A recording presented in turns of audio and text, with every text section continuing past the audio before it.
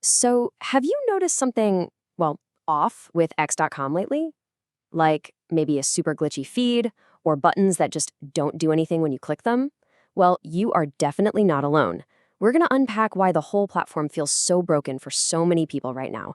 And, more importantly, how the official fix puts us all in this really tough spot, having to choose between the site actually working and our own privacy online. Yeah, I'm talking about that super frustrating feeling when you click a link and just nothing happens, right? Or you're just staring at your screen, waiting for a page to load that seems to be stuck in digital limbo forever. If any of this is ringing a bell, well, that's because it's happening to a ton of people. It's a huge, widespread thing. Yep, these are the big ones we're seeing pop up all over the place. Pages not loading, buttons that are completely unresponsive, just this general, sluggish and buggy feeling. It's been driving people nuts. And after all that frustration and a whole lot of guessing, we finally have an official word on what's actually going on. All right, Section 1, the platform's official fix. So, what's their big solution? After all the complaints, X.com came out with some direct advice on how to fix everything. And honestly, their answer is, well, it's pretty surprising to say the least. Okay, so here it is, the official guidance. Some privacy-related extensions may cause issues on X.com. Please disable them and try again.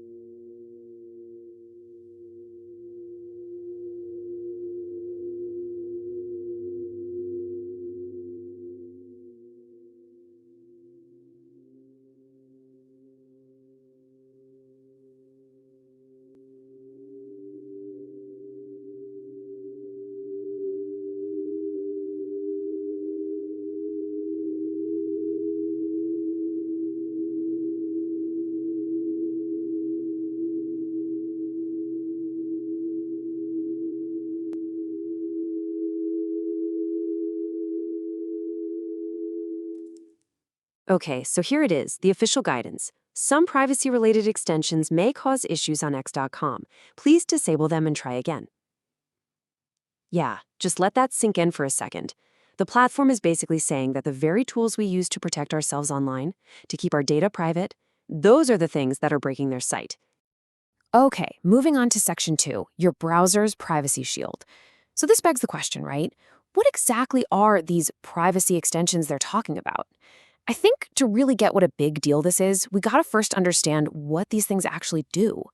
So the easiest way to think about a privacy extension is like having your own personal security guard for your web browser. Seriously, its whole job is to stand at the digital door and block all the unwanted stuff. We're talking about trackers and scripts that websites use to, snoop on you. They want to know what you do, what you click, and where you go online. And how they work is actually pretty simple. When you go to a website, let's say x.com, your little security guard, the extension, immediately scans the page for all those tracking scripts. The kind of stuff they use for targeted ads or to analyze what you're doing. And then it just blocks them. It stops them from ever loading. And the end result is that your online life stays way more private and a lot less of your personal data gets scooped up. Okay, Section 3, a functionality versus privacy choice. And this, right here, this is where it all comes together. This is the heart of the problem. Because now you have to ask yourself, is this just some simple tech fix they're suggesting? Or are they basically forcing every single one of us to make a choice between having a website that actually works and keeping our own data private? So here's the bottom line, really. For right now, it looks like you just can't have both. If you want x.com to work the way it's supposed to, you might have to give up the very things you've set up to protect your privacy. So let's break down exactly what this trade-off really looks like. So you're pretty much left with two paths you can take here. On the one hand, you can keep your privacy extensions running. The upside is obvious, right? Your data, your browsing habits, they stay much more protected. But the downside, well, x.com might just stay a buggy, totally frustrating mess for you. Then there's option 2. You turn them off. The pro? The site will probably start working smoothly again. But the con? And this is a big one. You're basically lowering your digital shield, and you're letting the platform collect way more data on you. All right, last section, Section 4, what will you do? So now that we've laid out the problem and this solution they've given us, the question really comes back to you, doesn't it? What are you going to do now? And look, at the end of the day, there's no single right answer here. There's no wrong answer either.